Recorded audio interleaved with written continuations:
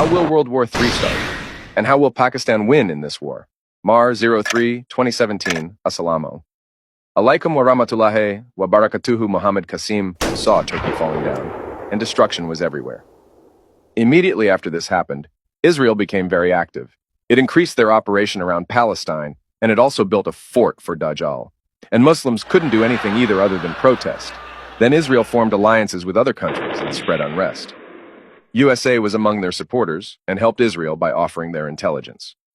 When Russia found out about this, it immediately formed alliances with countries nearby. And Russia also became active and raced the others in conquering lands in the Middle East. It was as if they were all aiming to conquer the entire world.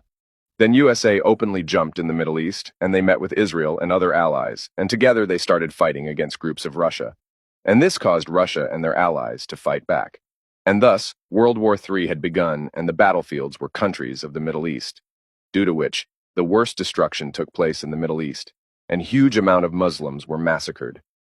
The war became so violent and terrifying that neither were the Muslims able to fight back, nor did anyone dare to come to their help.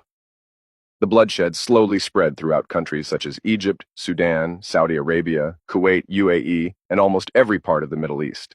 The team of Israel were constantly gaining more and more allies. And even some Muslim countries also became allies with either USA or Russia. Both superpowers wanted to conquer most of the lands, and whichever territory they attained, they held onto it firmly. And they continued fighting one another while massacring the Muslims. On the other side, Pakistan grew stronger and started expanding. But then India, who was allied with Israel, started attacking Pakistan. USA, Israel, and even many other Middle East countries helped India against Pakistan. They all intended to destroy Pakistan completely. So Pakistan had a very large amount of enemies, but Allah protected Pakistan with around 3,000 black fighter jets. Then the war against Pakistan began, and with the help of Allah, Pakistan came out victorious against their enemies.